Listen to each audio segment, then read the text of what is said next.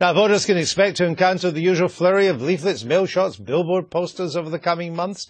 But here's an interesting thing. American-style attack ads have now reached these shores via YouTube. At least you can't see them on television, because in this country you can't advertise on TV.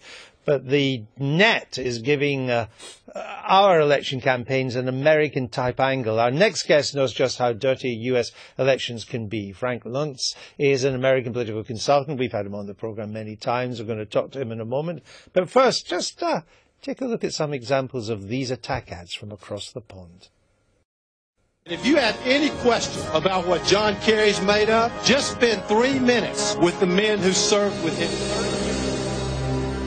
I served with John Kerry. I served with John Kerry. John Kerry has not been honest about what happened in Vietnam. He is lying about his record. I know John Kerry is lying about his first Purple Heart because I treated him for that injury. John Kerry lied to get his Bronze Star. I know.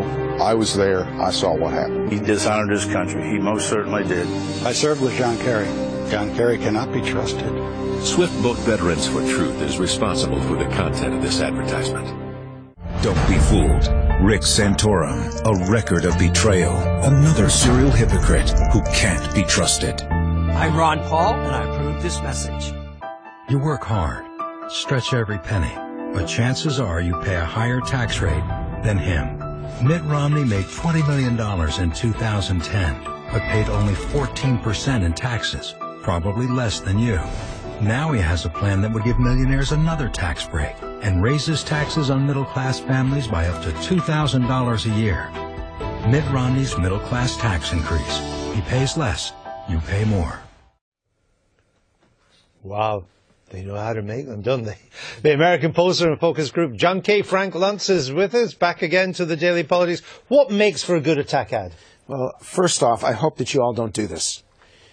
If there's anyone who's more cynical about politics than Americans, it's actually right here in Britain. And I don't blame you. But I do hope that you don't end up doing those ads here, because it doesn't help anyone. What I've always thought, and I don't want to bash the American system, but I've always thought that in Britain there's a greater focus on policy, a greater focus on substance, and so I encourage you, don't move in that direction. I think, though, Frank, it's too late, because we are going to do them. In fact, I'm going to show you now. I mean, we've just seen, whether you agree or not, how to do them properly, because the Americans know how to do them. We're now going to show you how not to do them properly, but nevertheless doing them. This is a Conservative one. Mark Reckless is telling voters in this by-election he's against the Lodge Hill development. It's now protected as a site of special scientific interest, as a bird sanctuary. But before the by-election, he stood up in Parliament and spoke in favour of the development, and he dismissed environmental concerns as absurd. The comparisons between those 84 nightingales and the homes for 12,000 people and the jobs for a further 5,000. He even lobbied the planning minister repeatedly in favour of the development.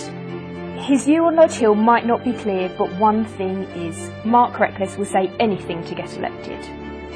Don't be reckless with your vote. Vote Conservative on the 20th November.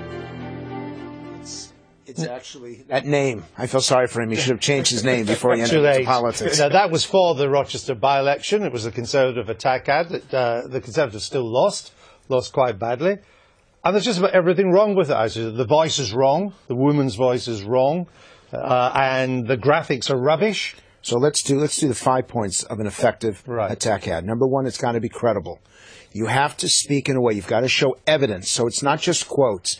You have to show 3 different examples of evidence to prove your point. Number two, it has to be about an issue that people care about. If it's not something important, they won't pay attention. Number 3, it's got to be visually impactful. And that one was horribly boring. So that you're going to look at it and you're not going to stay with it. Number 4, it can't sound like an attack ad, because if it does, we will think that it is political. And number 5, in the end, it has to deliver a call to action. And just defeating a candidate is not enough. You need those 5 points. I don't know if that had any of them. None of them. But the message kind of resonated because it was about a big development. On the other hand, doing the development was unpopular in the constituency anyway. But the voice is interesting. The American attack ads have this. It's almost like that guy who does all these American movie trailers. Right. It's this deep, threatening voice. Mick Romney. He doesn't just pay his tax. He's probably out attacking your wife right now, sort of thing. It makes you out to if it's really Bill Clinton, bad. if it's Bill Clinton, then it may have different meaning. With Bill Clinton, you wouldn't need the voice. Yes, and you wouldn't need the attack either. The issue is that if they know it's coming, if voters know that there's a negative attack coming, that destroys the credibility. What you should do is start with the first 5, 6, 7 seconds of this is what hardworking people deserve. Or this is what's happening in Britain today. You start positive in the opening so that people will watch the entire 30 seconds, or in your case, the several-minute political broadcasts. I think the big difference we've got to bear in mind between America and Britain is what is the point here? Because you can't do bulk buys on television networks. You can't get that mass audience you need to actually shift the vote. All you're doing really on YouTube, and I'm quite a big fan of these things. I think they're quite good fun. But they should be seen within... That's how you have fun? Well, that says something more about me. He doesn't get out very well. He's a blogger. Can I suggest read a book? Well, we could. But I think in terms of by-election, something like that, it does liven up a bit. But is it going to swing the vote? Clicking it on YouTube, maybe it would be seen maybe 1,000 people. Whereas, I think the Swift Veterans for Justice and all that sort of poisoned the attack ad well, and that's what people immediately think when they think about them in this country. But look at Obama. He was raising money online in new and exciting ways, small donations, and it all went straight to the TV companies for buying his adverts. So there is something there. I just think until we get rid of that ridiculous Ofcom advertising laws in this country on television, there's no point, because you just end up listening. But there's still a message here in terms of the party political broadcasts. Are they going to be that poorly done? Is it going to look like some kid, a 15-year-old, could have done a better job in class than putting together that ad? And this is a message to every political person watching. If you don't start credibly and in a positive way, they won't hear the end of your message. So I think there is a big role for these ads, actually.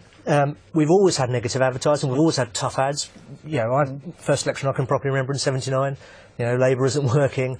It took us decades to get over that. And in 2001 we nailed, the Labour Party nailed Hague with that kind of Thatcher poster. And if they're really good, they could go viral. Well, indeed, and there is a role, because actually, if you look at the way look at the way newspaper websites disseminate. It's through social media.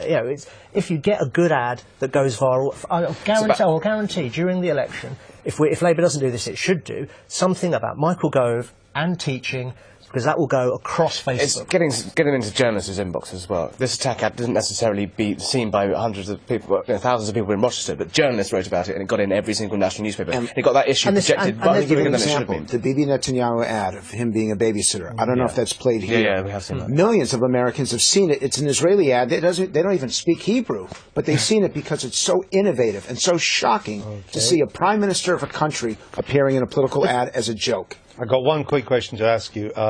It looks like Mr. Cameron's trying to avoid doing the political debates again. We had the first set ever in 2010.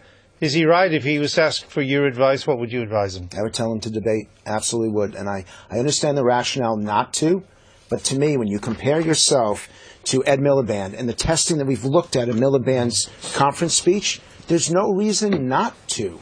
When you put the two of them up against each other, in Cameron's case, I'm not saying that Labour is necessarily weak, but their leader is weak. His communication is weak. His delivery is weak. And that is where Cameron is strongest. We know that from the BBC focus groups. All right. Frank, always good to see you. You here for a while? Yeah, 18 hours. Oh, just don't do ads like that, because they won't work. Don't look at me. I don't do that. This is BBC. Anyway, Frank, good to see you. 18 hours. Don't overstay your welcome.